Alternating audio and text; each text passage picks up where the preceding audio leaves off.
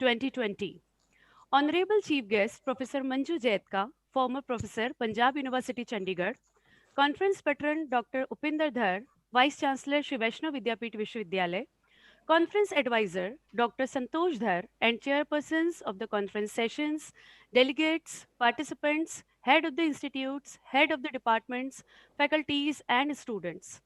I, Pamela Nima, on behalf of Shri Vaishnav Vidyapit Vishwavidyalay, feel privileged to welcome you all in today's conference on teaching and learning language and literature in the digital era, opportunities and challenges.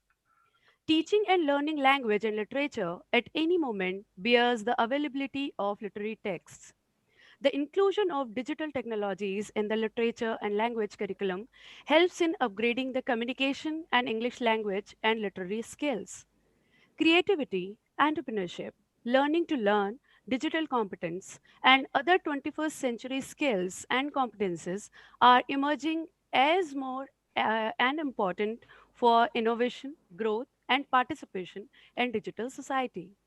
The key challenge for research and knowledge areas is to make sure that our imparted skills and competencies are matched and how these new skills and competencies be defined, described, taught, acquired, and recognized. Technology in communication has brought fundamental changes in literature and language with the development of multimedia. The aim of Sahityavithi 2020 is to provide a platform to researchers to exchange expert views on global changes in teaching and learning language, literature, and share scholarly contributions. Before beginning the event, let us take the blessings of Goddess Saraswati, the goddess of knowledge. For this, I request technical team to play Saraswati Vandana.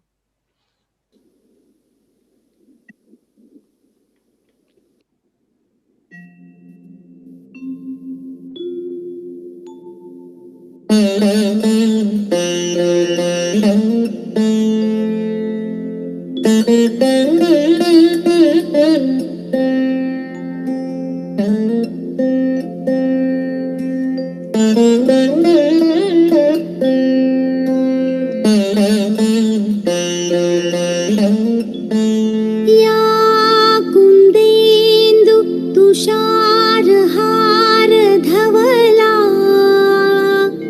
या शुभ्र वस्त्रावृता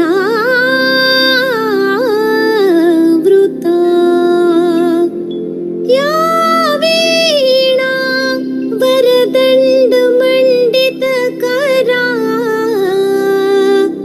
या श्वेत padmasana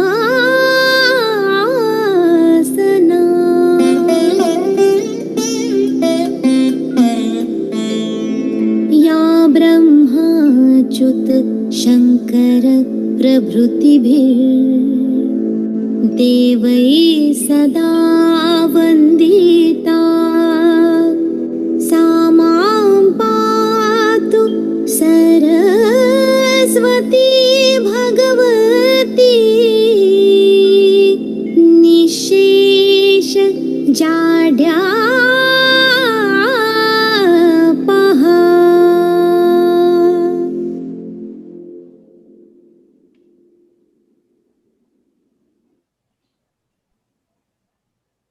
Thank you all. I request Conference Advisor Sahityavithi and Coordinator Swisha, Dr. Santosh Dhar, to throw light on the event Sahityavithi 2020. Thank you, Pamela. Honorable Vice Chancellor of Shri Vaishnav Vidyapit Vishwavidyalay, Dr. Upinder Dhar, Chief Guest on the occasion and keynote speaker, Dr. Manju Jaitka, Coordinators Sahityavithi, Dr. Sheetal Jain, Dr. Norbert Somel, Head of the Department Humanities, Dr. Rupa Shinde, faculty colleagues from Department of Humanities, Swisha, HOIs and HODs of constant institutes of the university, paper presenters and other participants, a warm welcome to Sahityavithi, the conference on teaching and learning, language and literature in digital era, challenges and opportunities. Present era is an era of communications revolution that has brought with it exponential technologies. In the education system, with this digital revolution, the students are becoming digital migrants. Education starts with communication and extends beyond classes through forums of all types of media, community activities, group projects, online platforms, and other teaching strategies motivate students to study according to their individual preferences. In this scenario, the introduction of technology into learning programs is no longer a choice, but a necessity, a very important tool for both students and faculty. Literature is studied through multimedia, which seems to be more fascinating as compared to traditional books which are based on verbal comprehension. The interactive activities provide students with opportunities to study the textbooks using variety of media and sources of information. It involves collaborative work and turns out to be a powerful catalyst for cooperative learning. Students use a wide range of strategies to experience, understand, interpret, and evaluate the text. Students and their faculty can share sources of information and encourage interdisciplinary thinking and a cross-curricular approach. If the style of studying is best suited to teaching methods, it becomes effective and more efficient. The use of multimedia supports constructive learning. Students build thinking patterns to understand the world around them, or else they manage to build knowledge structures. Moreover, multimedia supports learning independently through information and events control. Today, we can say with conviction that the time of literary teaching based solely on literary text is ending. It's true, the teaching of literature in today's world, dominated by technology and multimedia, is becoming more and more complicated. Reading the text and understanding the finer nuances of literary expressions is becoming rarer. The very question, can information and communication technology provide the solution to the challenges faced by faculty to incorporate technology to motivate their students to read the literary texts? Technology provides ways to find the best methods and techniques for disseminating study material, provide advanced search tools, provide the page that helps the faculty to guide the students in implementing new techniques. Technology needs to be adopted, but the success of this method is not guaranteed at all costs. A well thought use and appropriate integration of technology in the subject matter can become extremely effective tool for both faculty and the students. This conference has been organized with the objective of addressing some of these questions and ponder upon the possible answers. We are sure we should be able to achieve the very objective with which this conference was conceptualized. With these words, I wish you all great learning from this conference. Thank you so much. Over to Pamela. Thank you, ma'am. Thank you for your insightful words. Now I request conference patron Dr. Upinder Dhar, Vice Chancellor Shri Vaishnav Vidyapit Vishwavidyalaya, for his welcome address.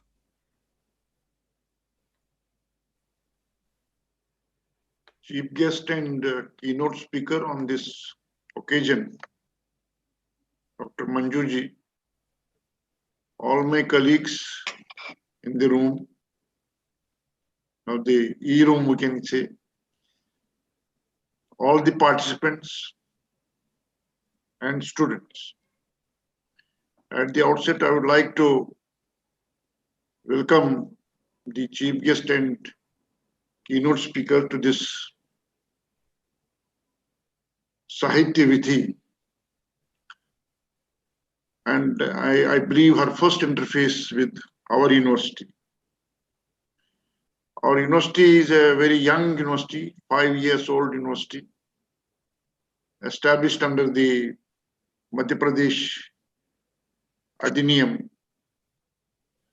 And the principal sponsor of the university, that is the trust, is 136 years old, which is well known for its charitable activities and also its contribution in health sciences as well as education. We are in education since 1951. so around 70 years. And university happens to be the youngest amongst all our institutions. In this university, which is a multidisciplinary institution, we have tried to have number of disciplines so that opportunities could be given to the students who are not only from Madhya Pradesh, from other parts of the country also. As it is well known that culture is influenced by technology. If we look historically at Industry 1.0, Industry 2.0, Industry 3.0, now we are in Industry 4.0, that is digitization. When we had Industry 1.0, that time steam engine was introduced. So mechanization started, industry, the shape of industry started changing, and the environment around started changing. Similarly, when Industry 2.0 came, electrification started. So electricity came, it was introduced. So again, things started changing around in the societies. In Industry 3.0, computerization came, and we started doing work differently. Even we started having creative expressions differently. And now, Industry 4.0, when we have digitization. So technology has been changing over the period of time. And it is recognized that technology influences the culture. And when we say culture, one of the major components of culture is literature and language. So that creative expressions, as I said, have been changing. The way people are, the way expressions are made have been changing. 2 years back, I had the opportunity to visit the house of Emily Dickinson, United States, in United States, a well-known poet. And the ambience that we could see there, which would have been there in when she was alive, and the reality today is totally different. Perhaps what she has written would have been written differently if she was alive today. So realities have been changing, environment has been changing, so have been the literary expressions. Now recently, on 29th of July, 2020, new education policy was announced in our country. And it is believed that this new education policy will completely revamp and change the higher education system in the country over the period of time. Now, in this new education policy, a lot of stress is on pedagogy, the teaching methods, the way we should teach. There is stress on curriculum development, pedagogy, research, student engagement. A lot of focus needs to be given on these aspects. When it comes to pedagogy, so far as the literature and language is concerned, here also changes are likely to take place. This COVID has come all of a sudden. Nobody predicted, nobody knew about it. This pandemic has disrupted everything across the world. It is not only in our country, across the world. So things have changed. The way we are working today has changed. Perhaps work from home would have come in India maybe after, say, 3 years, 4 years, 5 years, because it has just started. But then because of this pandemic, a lot of acceleration has happened. It got preponed. We are today very well versed with work from home concept. Therefore, post-pandemic, it is felt that our teaching method, our teaching methodology, our pedagogy is going to change. It is no more going to be 100% in-person teaching. in-person teaching, that is in the classroom, physical setting. At the same time, we are doing online teaching for last 6 months now. Even this is not going to go away completely. So the blended approach is going to emerge after, that is post COVID-19 pandemic. That means there will be some content which will be online. There will be some content which will be in person. In fact, University Grants Commission has already raised the online content to 40%. We can of the whole curriculum, the total credits, one can go for 40% of online. So far as the language and literature is concerned, today everything is in terms of electronic format. The e-libraries are available today. The repositories, there are so many repositories today. Today, a student may not prefer to go to a physical library and look for a book. Is simply to sit before the computer or laptop, or even now mobile, and search for a particular repository or particular e-library and have the whole treasure before him. So it's a change. See, 10 years back, 15 years back, it was not so. One had to visit the library, the physical library. But today, libraries are all available virtually. A student can have access to any author, any poet, any scholar in the field of literature, while sitting at home, while sitting before laptop, or while holding the handset, say mobile. So this is what technology has done. This is how technology has changed the work, the way we work. This is how technology has changed our environment. This is how technology has changed the way we communicate with each other. And so are going to be, so the same way, creative expressions are going to be affected. So that's why the topic of this Sahityavithi becomes very relevant, keeping the current times in view. Things are going to change. The way we will be teaching, say, literature and language is going to change. In blending, we shall have to work on what curriculum should be dedicated to online, what curriculum should be dedicated to in-person interaction. So one has to start working on it. The pedagogy, in terms of as one is blended aspect, and what are the other ways of dealing with? In my view, role of the teacher is going to change now. So far, teacher was considered a knowledge holder.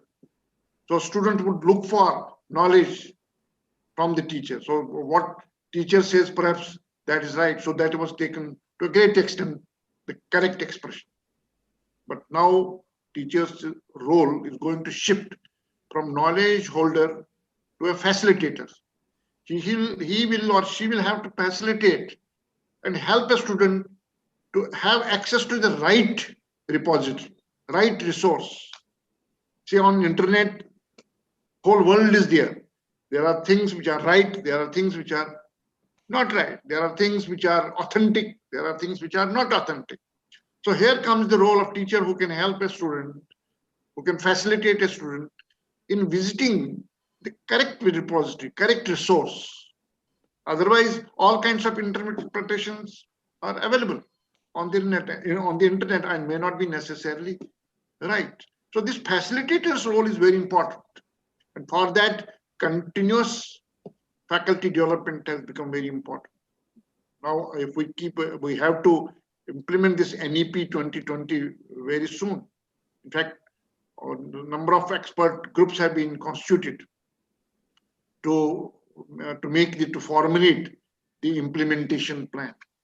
So faculty development is going to be very important, very primary, because the way we will be dealing with the student now, post-COVID-19, is going to be different. So as facilitators, how to deal with it, how to teach language as a facilitator. Will it remain only teaching, or it will be something different? That will evolve over the period of time. So I'm sure that this Sahityavithi is going to be very informative, and all the participants will be enriched by the deliberations of learned scholars. And we are very happy that we are having Dr. Manju Jaidka ji today in this inaugural function. And she will be sharing her wisdom with all of us, and we'll be definitely better off in our understanding about what is going to happen over the period of time, particularly in teaching language and literature. With these words, I wish a great success to Sahityavithi 2020. Thank you very much. Thank you, sir. Thank you for your words. Your words had set the perfect platform to discuss the theme of the conference. Thank you so much. Now, I would like to request our chief guest to release the book Sahityavithi 2020.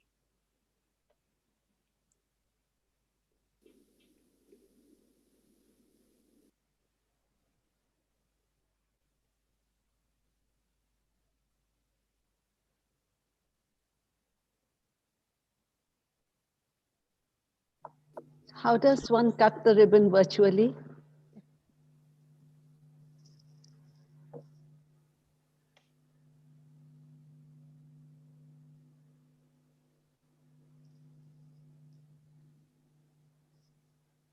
So we have to assume that ribbon has been cut.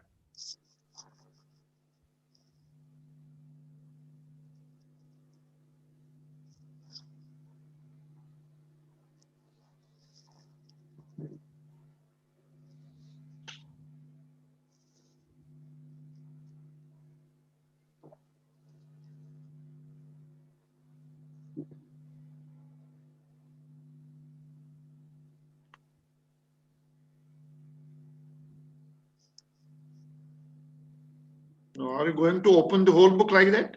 It's already done. Yeah, it's already done. Yeah. Thank you so Come much. back to the screen. Yeah. So how many papers have been included?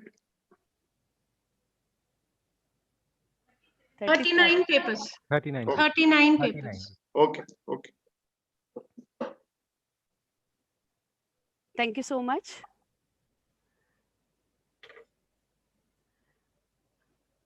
Thank you so much for the release of the book.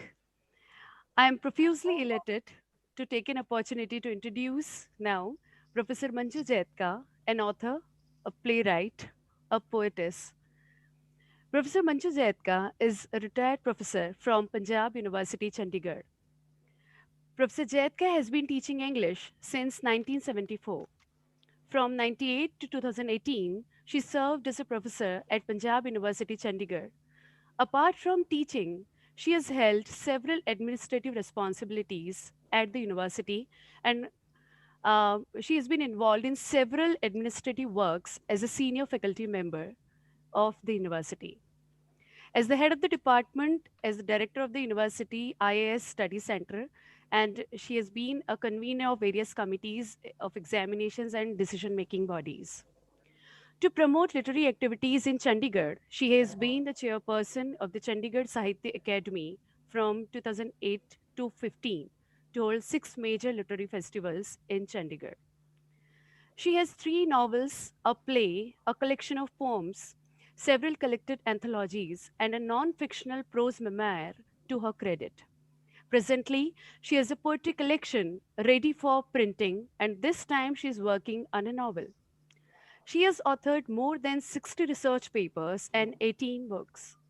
She has reviewed about 100 books and served as editor of the University Journal and has been on the editorial boards of several international journals.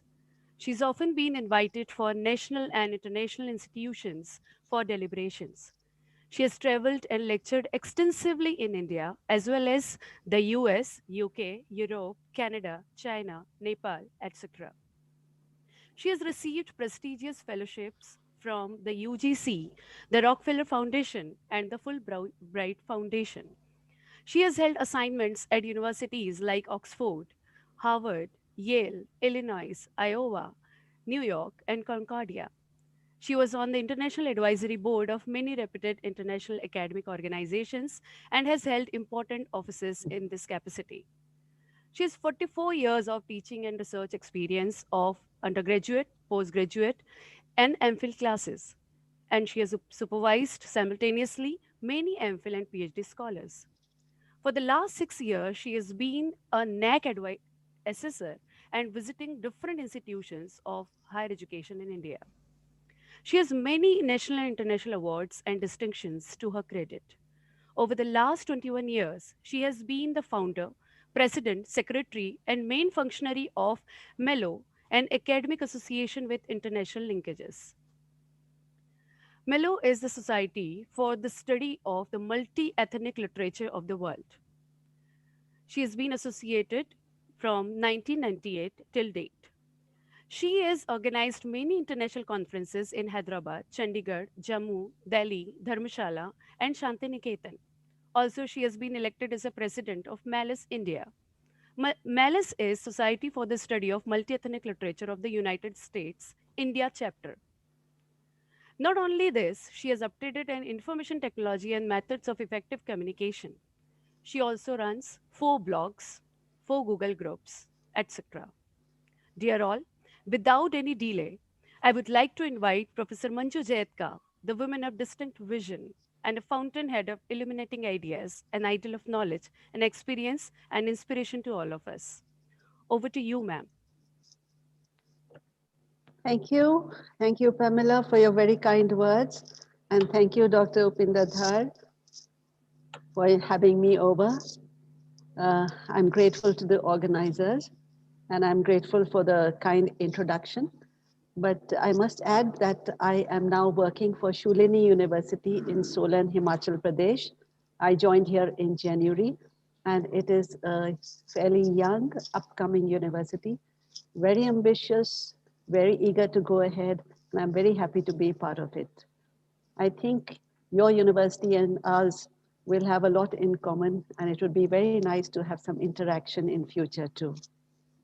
So I'm heading the English department out here, and we are a very vibrant department. Um, well, we do a lot of things which I can share with your department at a later stage. So thank you very much for having me over. I confess that I had not heard of your university at all before I got the invitation. And then I went onto your website and I discovered a few things about it. And I'm very happy now that I'm interacting with you. This conference that you've organized, it's a very timely one, and it is a subject that everyone is talking about, particularly in institutions of higher education. I have been a part of several panel discussions, conferences, and seminars in which we have discussing this issue, and it would be nice to interact with a totally different group on the same subject. What Professor Dhar said is very appropriate it's to the point, and it holds valid. I will be continuing partly from what he has said, and partly I'll be adding some of my own ideas also. The title of your conference is Teaching and Learning, Language and Literature in the Digital Era, Opportunities and Challenges. This makes me feel that what you anticipate is a three-pronged discussion. A three-pronged discussion. In the first place, teaching and learning. Secondly, and I think very importantly, language and literature. Then the digital era that we are living through. And also the COVID situation in which we are all placed. As we know, we are living in unprecedented times. We've never had anything like this before. And if you know that popular number, the times they are a-changing. The times they are a-changing. Right. So what do we do now? We have heard that quotation. At least students of literature would be familiar with this quotation from Tennyson. The old order changeth. The old order changeth, yielding place to new. And God fulfills himself in many ways, lest one good custom should corrupt the world. Lest one good custom should corrupt the world. So change is a part of life. Change is something we cannot stop. And as the old order changes, there are a lot of other changes also that take place. For instance, there are changes in education, changes in curriculum, changes in pedagogy. And of course, there is a crisis in literature departments also. What is the crisis? How do we keep alive the interest of our students in the books that we read? You see, life is changing so fast. Things are changing. The world is changing. And we have been focused on books, on literature, on writers, and so on. How do we pass on that interest to our students? How do we get them interested in the books that we are reading, in the stories that we believe in the knowledge that we wish to disseminate? And particularly now, when the whole world seems topsy-turvy, how does one justify the teaching of literature? You know, about a century ago, we heard W.H. Auden telling us that poetry makes nothing happen. Poetry makes nothing happen. And we also had W.B. Yeats telling us of hysterical women who are sick of the palette and the fiddle bow. I've heard hysterical women say that they are sick of the palette and the fiddle bow, and of poets who are forever gay, which means the palette and the fiddle bow, painting, music, and poetry. So where is the place for painting, music, and poetry? Where is the place for literature in a world like this? This is a question that stares us in the face. Now, when Yeats said this, when Auden said this, that was in the early 20th century, about 100 years ago. Today, when Corona has brought the whole world down on its knees, when people are dying left, right, and center, when our priorities have changed completely, radically, where in this list do we place literature and language? This is the crisis facing us. When the need of the hour is corona warriors, medicine, vaccine, immunity, what role does literature or language play? And we, teachers and students of literature, what about us? Are we redundant? Are we obsolete? Are we to be phased out, discarded like yesterday's newspapers? For, as the poet says, last year's words belong to last year's language. Next year's words await another voice. T.S. Eliot. So are we living in a world where we are completely redundant, out of fashion? Well, my stance, my point of view is, in the first place, change is inevitable. Things will change, the world will change, whether you like it or not.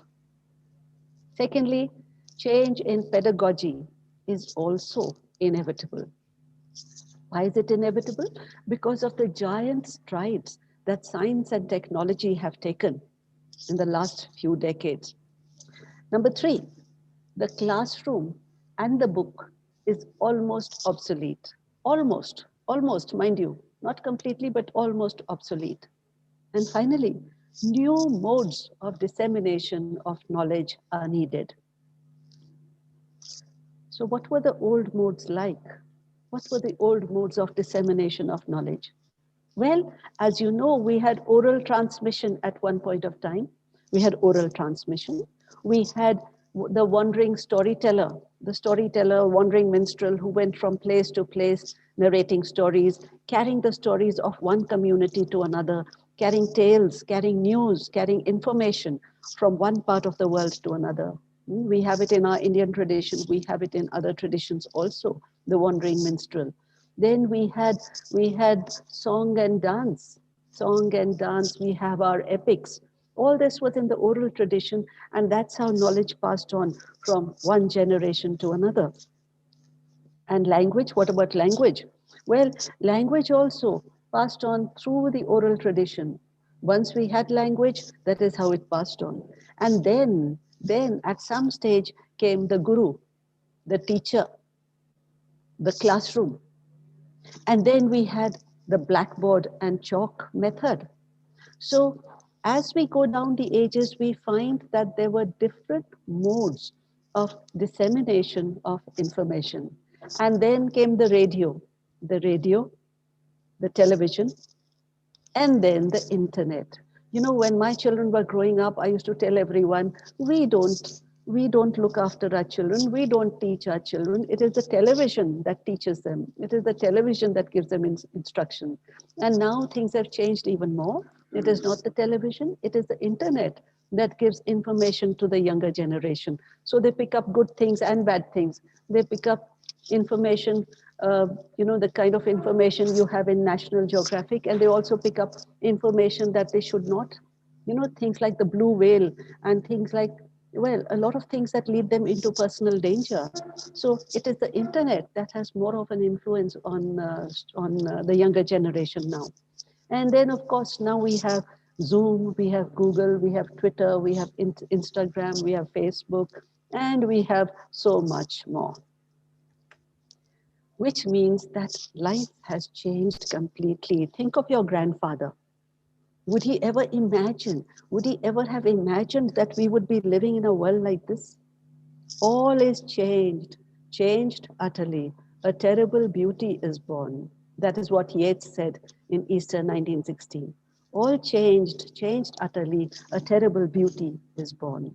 Is it terrible or is it beautiful? That is for us to decide, and that is for us to wonder, to think, how do we wish to make use of this information, of this giant leap that civilization, so-called civilization, has taken, of this great change that has come about in human life. In human history, we find that there are three types of changes that take place. What are those three types? The first kind are, the very gentle changes, mild changes, maybe from one generation to another. And then you have the stronger changes, which make an impact when life cannot really, when life is very different from what it was earlier. And the third kind are like, a complete change, a radical change.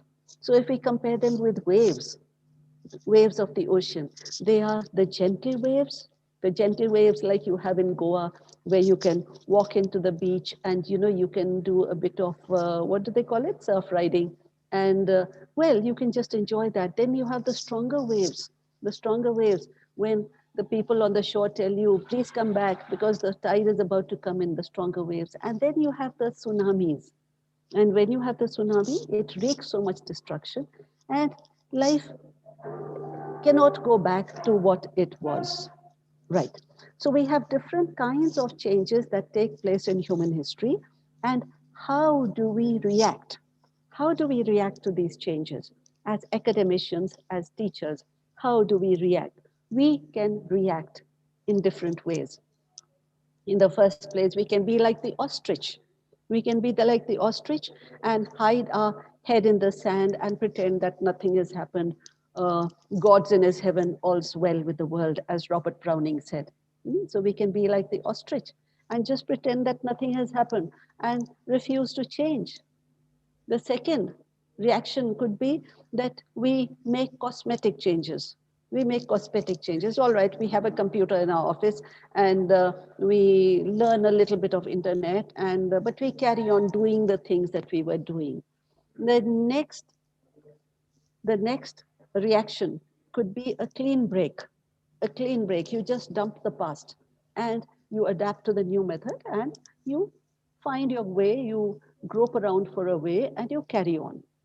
And there's one more way of reacting, and that is every day you come up with a new experiment. Every day you try something new.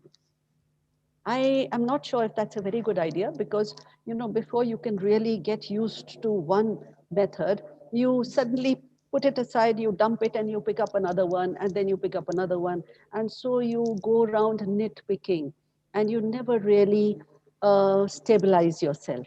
You can't stabilize your approach to teaching, approach to life.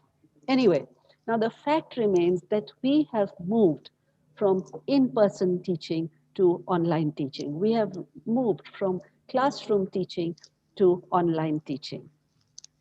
And the requirements for online teaching are very different from the requirements of classroom teaching. Now, what are the requirements of online teaching? Perhaps you would be familiar with some, but perhaps uh, in my experience, I may have something else to add based on what we have been facing, in our institution.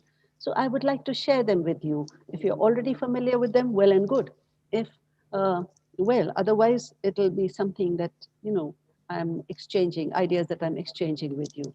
In the first place, we have to be on our toes all the time. We have to be on our toes all the time because life is changing so fast, and in the digital world, knowledge changes so fast. Excuse me, is there any disturbance coming from my side? No? No disturbance? I was No, just ma'am. wondering No, because, ma'am, it's fine. yeah, thank you. Thank you. In case there is, just let me know. Huh? Right. So, we have to be on our toes all the time. When we had that chalk and talk method, when we had the blackboard method, it was different then. We could amble into the classroom, we could talk to the students, exchange pleasantries with them sometimes, look out of the window, you know, bring the outside world in and relate it to what is happening outside. But now it is different. We have to be very alert, and we cannot dilly-dally, and we cannot waste any time when we are disseminating information. And so, the length of our lectures, ideally, and this is what I have been reading online, and this is our practice also, the length of the lectures has to be reduced.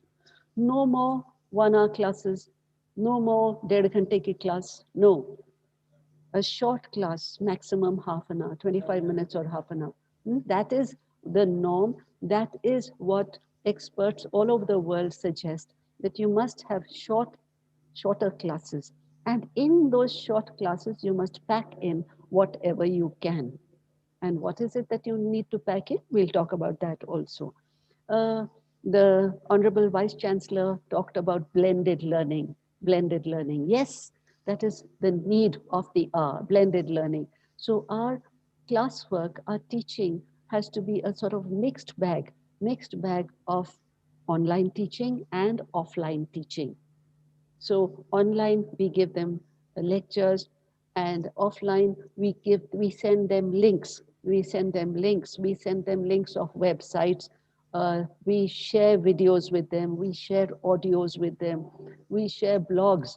And then there are MOOC lectures, then Facebook, email, WhatsApp, everything goes into this new method that we have to adopt. And of course, you cannot do it in your half an hour of lecture. So you have to do a lot of it offline. It has to be blended. And when it is blended, what I mean is, it is part of it is synchronous and part is asynchronous. What does that mean? That means it is recorded.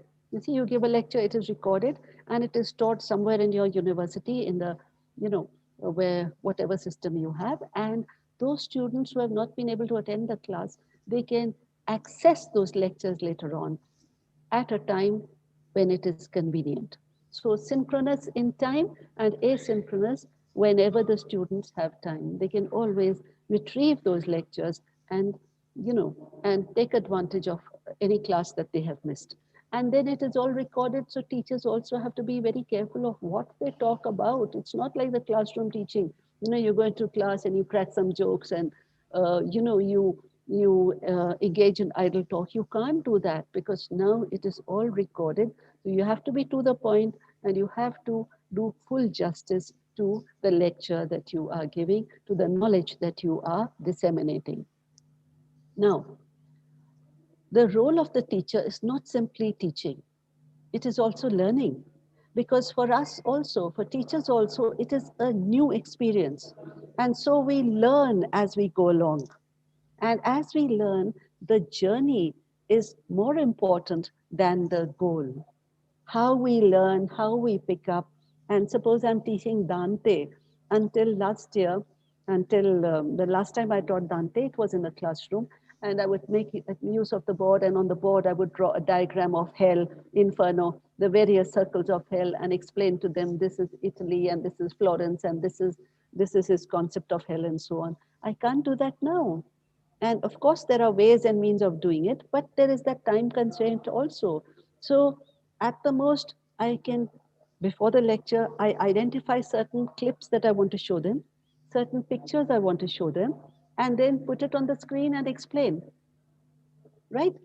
So this is what you do. So I also learn as I go along. And well, a teacher is always a student, as you know, and the journey becomes an enjoyable one. Now, one problem that we face in online teaching is that it is not as interactive. It is not as interactive as a classroom teaching. So what do we do about that?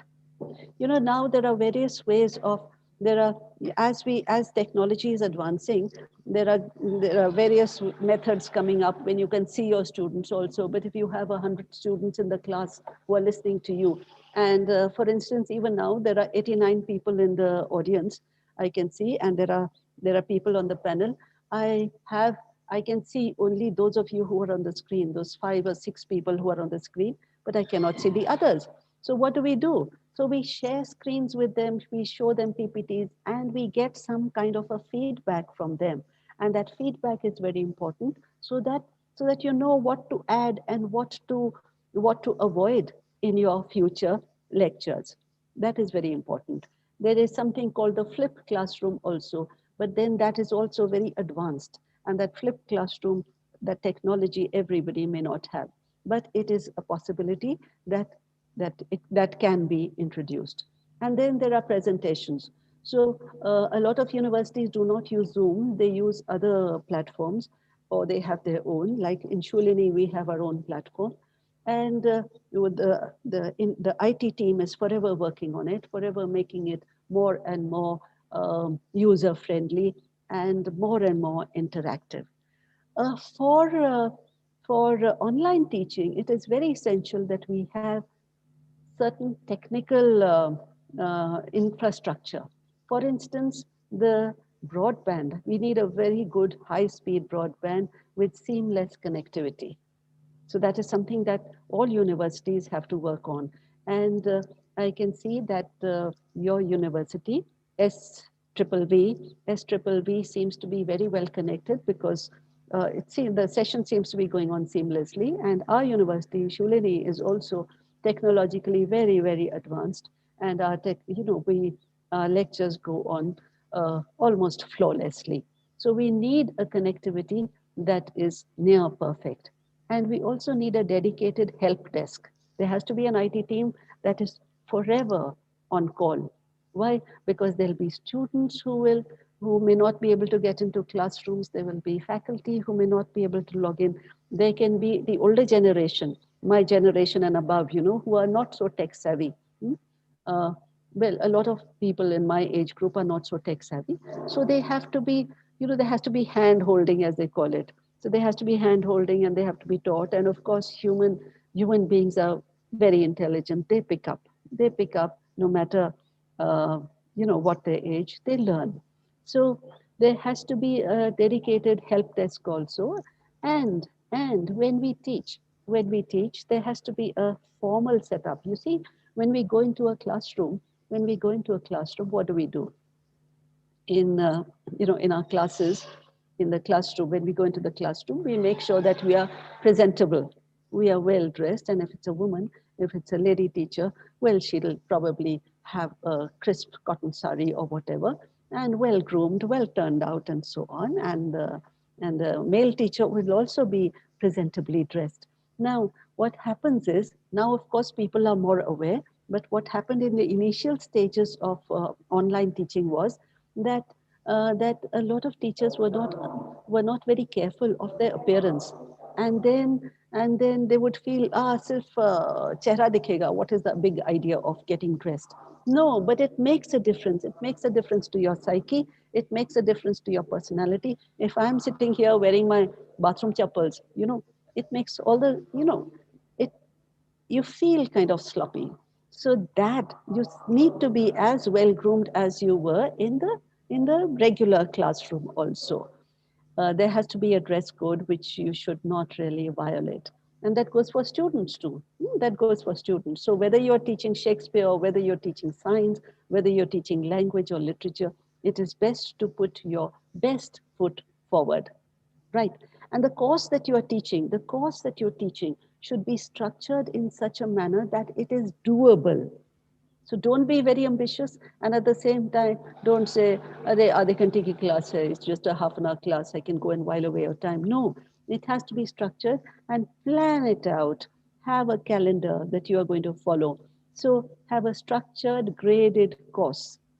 And in between to make sure that your students have not gone off to sleep or they're not, they're not getting distracted, ask them questions. So throw questions at them, quiz them in between.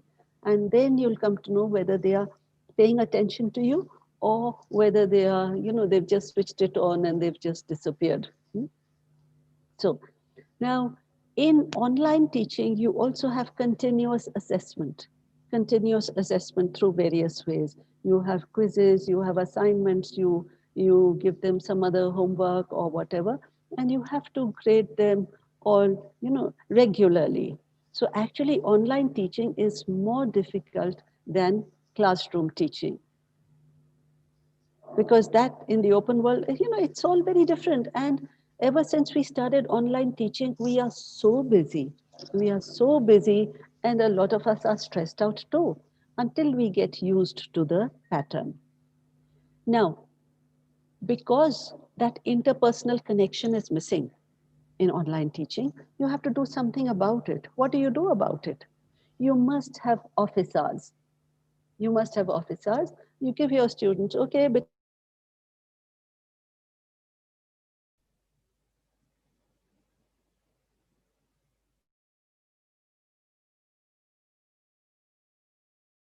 12. So you have to maintain office hours and support the students. You must remember that the students are also going through a difficult time. So your job is to keep them interested in your subject and also to ensure that they don't stray away, that they don't drop out somewhere. In online teaching, one problem is that copy paste method. You give them an assignment and you get an answer in a jiffy, and it is all copy pasted from 3 different pages of the internet. So you need to have a plagiarism check. So there has to be a plagiarism check, and all universities evolved their own method of plagiarism. You have Turnitin, or some people use Grammarly, which I feel is not very effective. The most effective, I think, is Turnitin. But online, there are lots of different links. There are different sites where you can do a quick plagiarism check. Now, when we are dealing with students online, we have to remember that they have to put in some work. They can't be spoon feeding. So don't do any extra spoon feeding for them, no extra mollycoddling for them.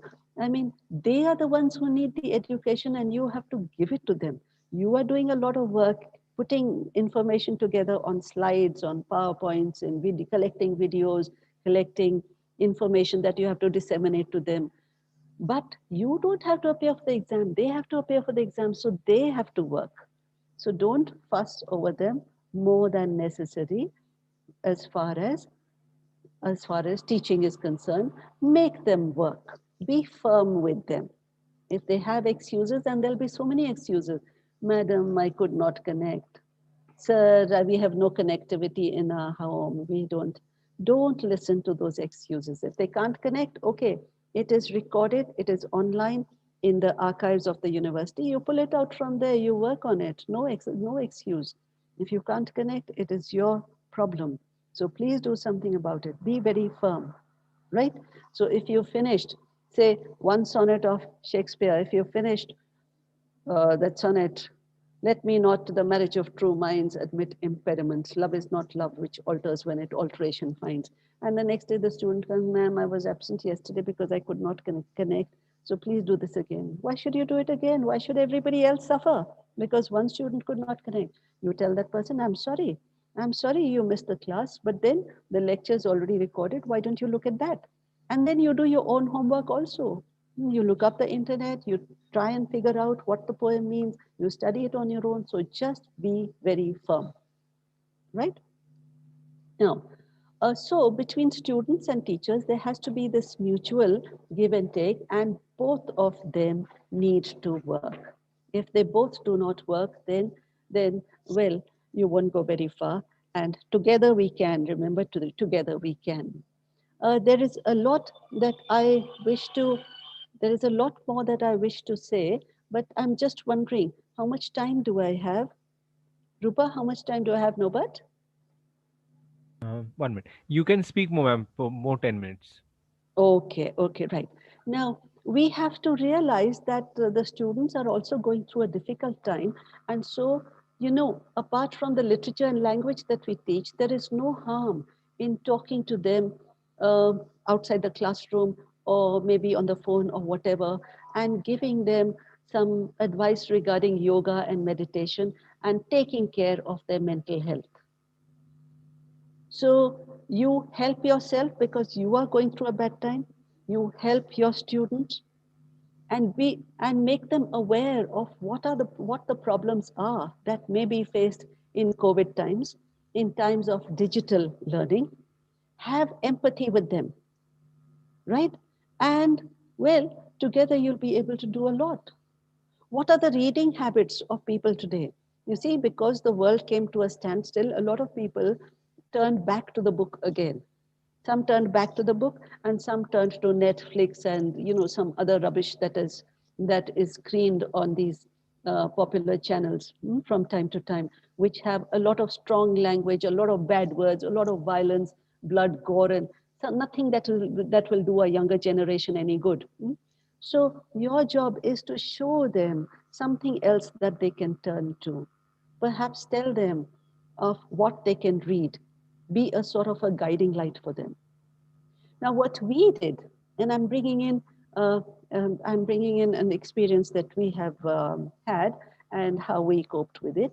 What we did was we gave out a call for an anthology of COVID stories, and we called it COVID's Metamorphosis. COVID's Metamorphosis.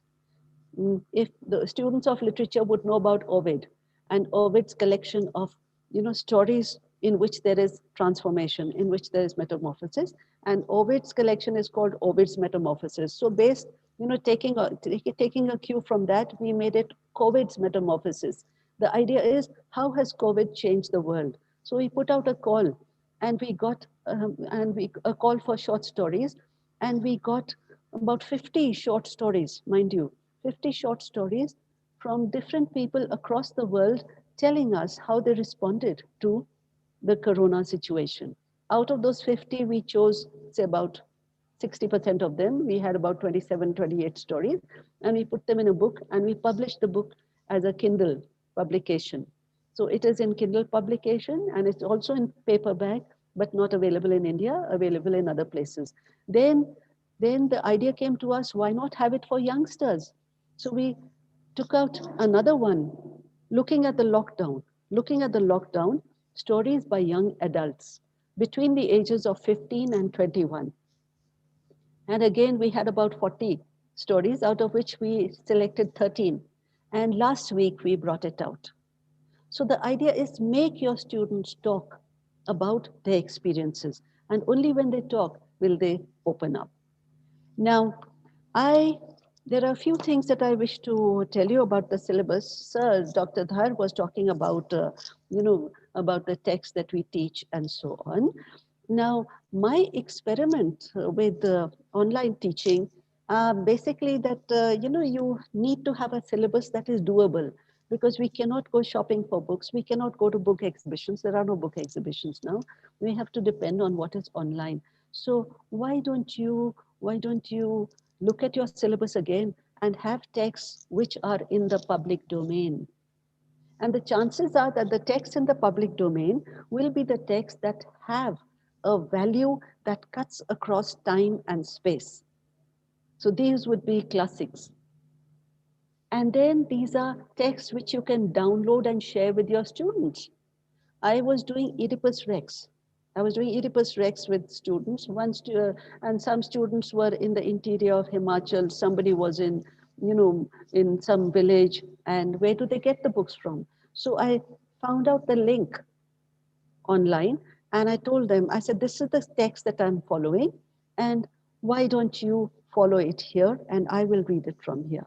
The same thing with Dante. I'm teaching Inferno, and I told them, I said, I'm following the translation by John Chardy, and here is the link for John Chardy's translation. So you look at the screen, and I will look at my book. So share in your syllabus, try and include texts which are A, available, B, texts which have positive values, texts which are evergreen. Try and, talk to them about texts which have been adapted into films so that the message goes stronger across to them. Then have discussions about them, show them videos, show them PPTs, and recite poems to them. Because, well, you can actually bring the world together with the help of poems, with the help of poetry. It was Goethe who about 100 years ago said that world literature can be a sort of a barter system. We can bring the world together with the help of world literature. So you share literature, you share stories, and you bring everyone together. You can do this through webinars. You can do this through symposiums. And before we started this session, I was telling this young lady, Rupa, how in our university we've started a weekly literary session, which we call belletristic. Belletristic means fine literature. And every week on Fridays, we have a discussion. Tomorrow we're having a discussion, and tomorrow's discussion is on Louise Gluck. You know who Louise Gluck is? She's the Nobel laureate for this year. So in tomorrow's session, we are having a discussion on Louise Gluck. So we have something like this from time to time, so that the students stay connected, so that the students remain interested in literature, and so that it is a sort of a two-way street. The problem with digital learning is it can turn into a one-way street if you're not careful. So let it be a two-way street, because Corona times are times which cause a lot of depression. Corona times can cause a lot of loneliness also. And we can combat this aloneness through events that are virtual, which bring us together. Right. Now, as I'm heading towards my conclusion, one or two more things that I would like to add, if I may. You see, we are living in COVID times, and Corona has brought its own issues. What are the issues that Corona has brought into the world? We know it all, how the world has reacted to Corona. What are the issues that have come into the community? We know that also. We know about the migrant labor. We know about the problems of the economic situation, the joblessness, unemployment, and so on. Then there are also issues that have come into the family because of Corona. And the issues related to the family are again economic, joblessness, insecurities. And then the lockdown has brought its own share of interpersonal problems. So it's brought its own share of interpersonal problems, because if you are locked up with, if you're sharing the space with another person, even if you love that person a lot, you're constantly rubbing against each other, and that causes friction. And so we have violence, we have domestic abuse, and the worst sufferers are women. The worst sufferers are women, and I can see that there's a majority of women on the screen. So you will understand very well the worst sufferers are women, because they don't have that brute strength which men have. And it's so easy to beat them up and tell them to just shut up and stand in a corner. And now, this is not the first time that the world is suffering from a pandemic. We have had Ebola in 2014, 2016. We have had the Zika in 2015, 16. And what do we find? That all the caregiving responsibilities are the women's responsibilities. Huh? How often do you find men taking care of the sick or the aged or the infirm? So it is the women. And then there is gender based violence also. So there is gender based violence. And you know, what happens to the men? You know, in England, there was a plague. There was a plague in the end of the 16th century. And again, there was a plague in 1665, 66, which was called Annus Mirabilis, the beautiful year, ironically, by one of the writers. Now, even during those years of plague, Shakespeare and Newton produced their best work. Why did they produce their best work? Because they had no childcare responsibilities. Newton just went back to his university, and well, he just worked on his theories and his knowledge and whatever. So it did not impact him. So it is the women who are the worst sufferers. And you must remember, when you deal with your students, have empathy for them, because all this impacts the students. If there is crisis at home, you can be sure that the students will be impacted. There will be depression, there will be fear, there will even be suicides. And our job is to reach out to them, lend a helping hand, and also keep them interested in learning literature and language. Literature can be not only a form of escape, but also a solace. It can also be a hope. It can also show them a light at the end of the tunnel. And then you have to admit that women are stronger. Women, most, I find that most literature departments have women. Women are stronger than men. They are capable of of handling crises better than men can. Why? Because they're used to multitasking. They're used to facing a lot of odds and surmounting them. Because if you have mothered, if you have nurtured another generation, well, you have to be strong. And so women turn out to be stronger, and particularly women teachers and also men teachers. You have to show empathy for your students. And then there is this quotation from Yeats again, who says, monuments fall and are built again, and those that build them again are gay. We may be going through a crisis now, but crisis situations come and go. They are a part and pattern of our civilization. Civilization fall and they are built again, and those that build them again are gay. And the people who, our job is to remain steadfast. Our job is to remain firm. Our job is to adapt, improvise, and innovate. And let us remember what Darwin said. What did Darwin say? It is not the strongest, not the most intellectual species that survives, but the one that is best able to adapt and adjust to the changing environment. For your enriching address. Ma'am, you have talked about pedagogy, various changes, classroom teaching, blended learning, role of teachers, problems of teaching and learning, and COVID metamorphosis. Everything which you have discussed about is that the radical change in literature and how we should perceive the changes. Thank you so much, ma'am. We are really blessed that we are being with you, and your valuable knowledge has sure been showered with us. Um, Now I would request Dr. Rupa Shinde, HOD Humanities, to propose words of thanks. Thank you, Pamela ma'am. Honorable Chief Guest, Dr. Manju Jaitka, Professor of English, Shulini University, Himachal Pradesh. Honorable Vice Chancellor, SVVV, Dr. Upinder Dhar. Coordinator, Swisha, Dr. Santosh Dhar. Esteemed chairpersons of the sessions, Dr. Ashok Sachdeva, Dr. Shivaji Sargar, Dr. Prashant Mishra, Dr. Norbert Solomon, convener Sahityavithi 2020, co-convener Dr. Sheetal Jain, participants, HOIs, HODs, faculty members, and dear students. Today is a special occasion of Sahityavithi 2020, and it is my honor to be surrounded by so many erudites. It's a proud privilege to propose words of thanks on behalf of Sri Vaishnav Vidyapeeth Vishwavidyalaya. At the outset, I would like to take this opportunity to place on record our hearty thanks to our Honorable Chief Guest, Dr. Manju Jaitka, Professor of English, Shulini University, Himachal Pradesh. Thank you, ma'am, for enlightening us with your knowledge and presence. I place on record my deep sense of gratitude to our Honorable Vice Chancellor, Dr. Upinder Dhar, who is always a source of encouragement in promoting research activities in the university. Thank you, sir, for always motivating us, and thank you for all your support.